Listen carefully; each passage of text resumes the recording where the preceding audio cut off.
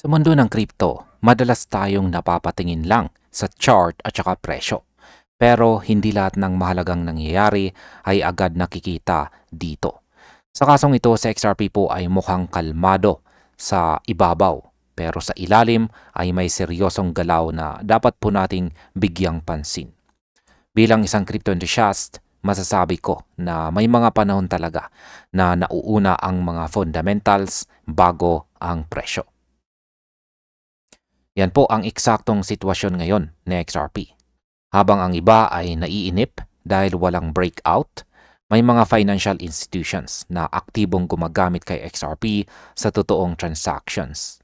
Hindi po ito hype, hindi po ito chismis, ito ay real-world usage na unti-unting bumubuo ng matibay na pundasyon para sa susunod na market phase. Ito ang klase ng signal na madalas hindi po napapansin ng karamihan. At ayan, ano nga bang ibig sabihin ng 40% adoption ng XRP ng RippleNet institutions? Ayon po sa analyst dito na si ChartNerd, 40% ng mahigit 300 financial institutions sa RippleNet ay aktibong gumagamit na kay XRP para sa on-demand liquidity or ODL. Napakahalaga po nito dahil hindi na ito testing stage, aktwal na ginagamit sa XRP sa live transactions. Ibig sabihin, umaasa na sila kay XRP para sa liquidity sa totoong paglipat or pag-transfer ng pera. Para sa atin bilang mga traders, investors at saka holders, malinaw po ang mensahe. Hindi na eksperimento sa XRP kundi bahagi na po siya ng financial workflow. Kapag ang bangko o payment provider ay umasa na sa isang asset, mahirap na silang bumalik sa luma. Ito ang klase ng adoption na dahan-dahan pero pangmatagalan ang epekto sa market. Ngayon, bakit po ba kritikal ang 80% global remittance corridor coverage?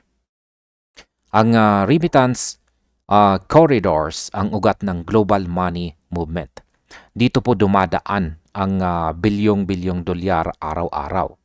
Kapag sinabing 80% ng global remittance corridors ay saklaw na ng Ripple ODL, ibig sabihin halos buong mundo ay pwede nang gumamit ng XRP bilang tulay ng value.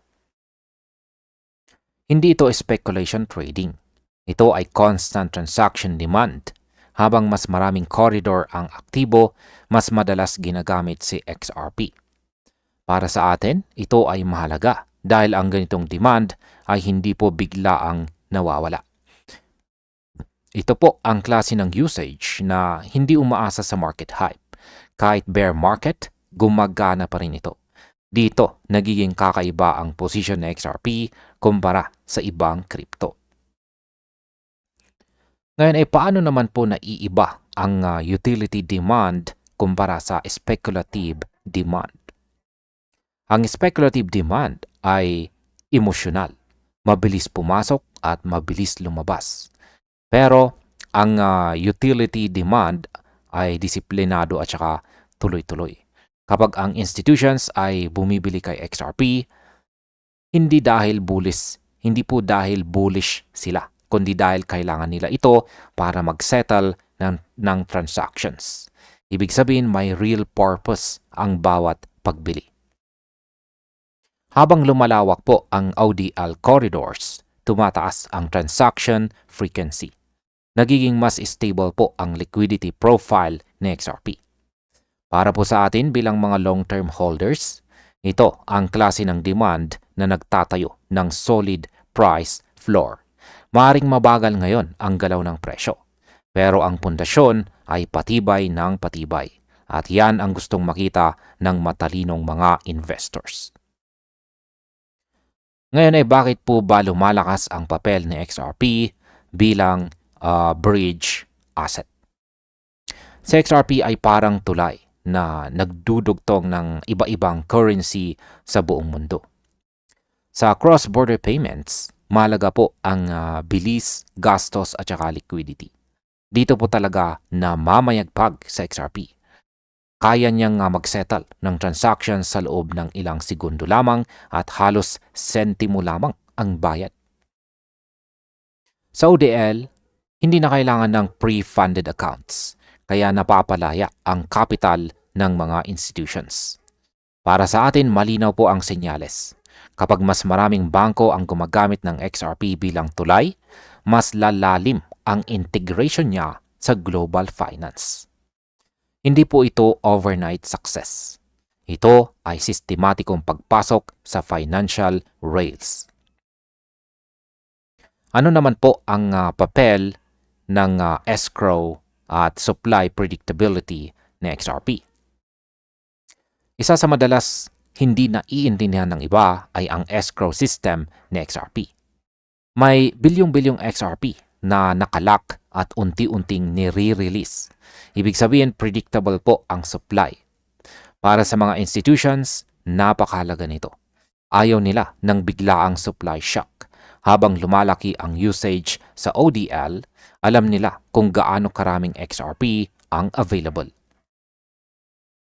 Para po sa atin bilang mga investors, ito ay nagbibigay ng mas malinaw na long-term valuation model. Hindi po ito basta meme coin na walang kontrol. Sa XRP ay may structure na akma sa regulated financial environment. Kaya hindi po aksidente ang institutional adoption. Ngayon, bakit po ba nauuna ang infrastructure bago ang presyo ng XRP? Maraming beses sa market history na ang infrastructure ang unang gumagalaw. Sumusunod lang ang presyo kapag ramdam na ng lahat. Sa ngayon, malinaw na ang infrastructure ng XRP ay mabilis na umuusad. 40% institutional usage, 80% corridor coverage, pero ang presyo ay tila nahuhuli. Para sa atin, ito ay hindi po babala, kundi oportunidad. Ang market ay madalas mabagal umintindi ng fundamentals. Kapag dumating ang sandali na mapansin ito ng mas maraming participants, dito po kadalasan nagkakaroon ng malalakas na repricing events. Ang tanong lang ay kung handa tayo bago mangyari ito. At bilang panghuli ay ano naman po ang aking masasabi tungkol dito. Sa aking pagsusuri, malinaw na si XRP ay nasa transition phase mula sa underappreciated asset patungo sa critical financial tool. Hindi po ito flashy, hindi ito maingay, pero ito ay epektibo. Para sa atin bilang mga traders at holders, malagang maintindihan kung saan nanggagaling ang tunay na value. Kapag ang usage ay totoo, ang presyo ay susunod sa tamang panahon. Hindi ko sinasabing bukas agad ang explosion, pero sinasabi ko na ang pundasyon ay bihirang makitang ganito katibay. At sa crypto market, ang mga ganitong pagkakataon ay hindi po madalas dumating. At ayun, hanggang dito na lamang po tayo sa video na ito mga ka-crypto. Maraming salamat sa panonood.